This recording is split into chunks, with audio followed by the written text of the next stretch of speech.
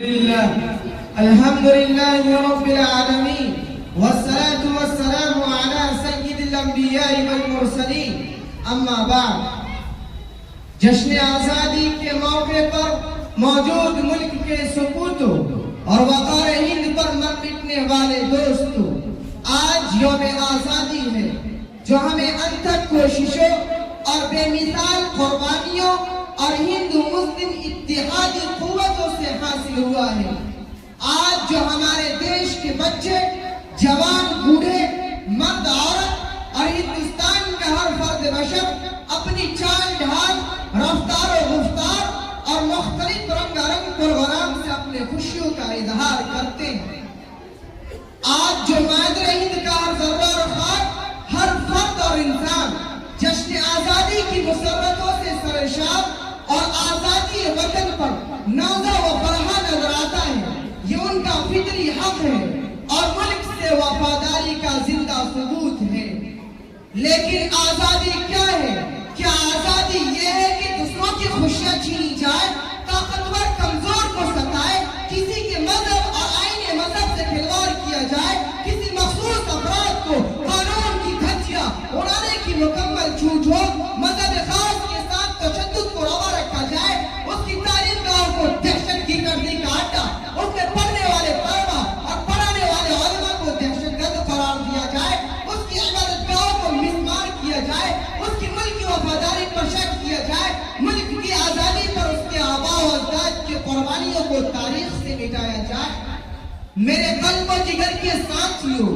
ہندوستان جس کی گود میں گنگا جمنا کی روانی ہے، کوشی اور ستلج کی جوانی ہے، لال قلعہ اور جامع مسجد کی مضبوطی اور پاکیزگی ہے، تاج محل کی خوبصورتی ہے، اونچے اونچے پہاڑ ہیں، منموہن جھیل اور آبشار ہیں، مختلف مذہب و ملت اور دین و دھرم کے ماننے والے ہیں۔ اس عظیم ملک کی آزادی میں ہندو، مسلم، سکھ، عیسائی اور اس وطن کی خاک سے پیدا ہونے والے ہر شخص کی قربانی ہے۔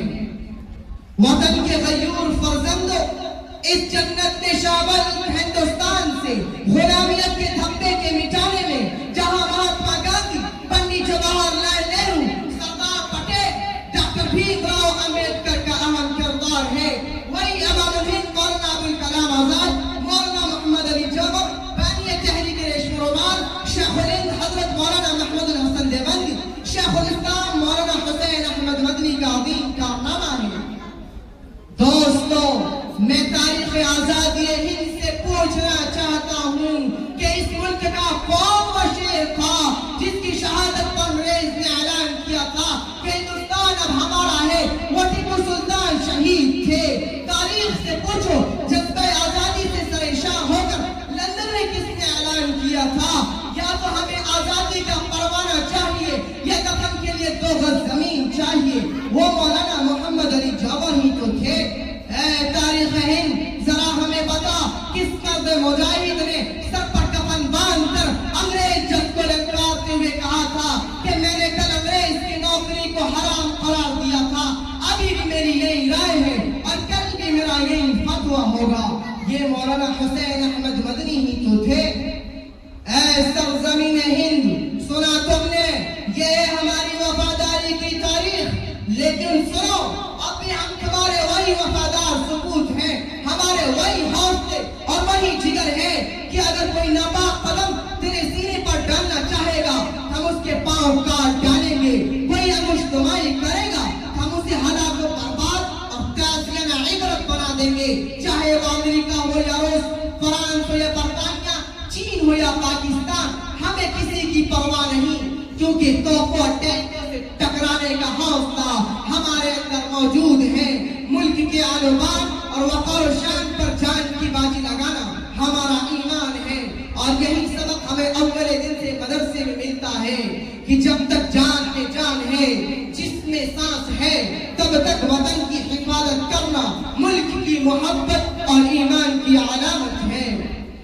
لیکن شرط یہ ہے کہ ہمیں اس ملک کا اجارہ دار نہیں، برابر کا حقدار تصور کیا جائے، غدار نہیں، وفادار مانا جائے، ملک میں امن و شانتی کا راج قائم کیا جائے، خوشحالی اور ترقی کی راہیں ملک کے ہر باشندے کے لیے کھولی جائے، گنگا جمنی